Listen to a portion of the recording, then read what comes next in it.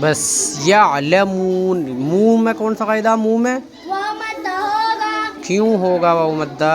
इसलिए कि वाव साकिन से बाद, वाव साकिन से पहले पेश आया हुआ है। कितनी मिकदार खींच कर पढ़ते हैं वाव मद्दा अलिफ मद्दा को? कितनी अलिफ की मिकदार खींचता है? एक अलिफ के बराबर खींच कर पढ़ते हैं अलिफ मद्दा वाव मद्दा या मद्दा को। व मिन अहलिल नून साकिन का कौन सा कायदा होगा मिन में? इज़ारे हकीकी होगा। क्यों होगा? इसलिए कि नून साकिन के बाद इज़ारे हकीकी के 6 हर्फों में से हमज़ा आया हुआ है। शाबाश। युअद्दीही इलैक। इलैक में कौन सा कायदा है? इलैका में कौन सा कायदा है? यालीन होगा। क्यों होगा यालीन? इसलिए कि या साकिन से पहले ज़बर आया हुआ है। शाबाश। और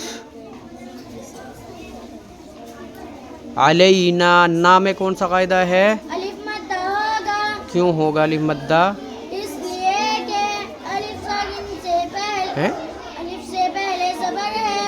अलिफ से पहले ज़बर आया हुआ है। अलिफ से पहले ज़बर आया हुआ है। तमन्हु मन हु में नून साकिन का कौन सा कायदा होगा? इख्फा हल्की। तमन्हु। इज़हार हकीकी होगा। चलो ये तो बता दिया शायद आपने इससे पहले। इसमें मालूम है कौन सा कायदा होगा? मिन हुम।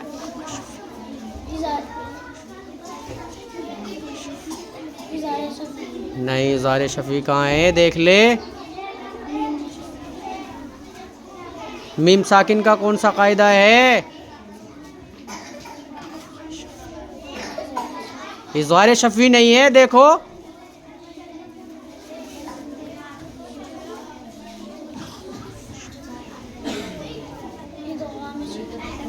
इदगाम शफ़ी भी नहीं है। इदगाम शफ़ी मीम साकिन के बाद बा आता है तब होता है।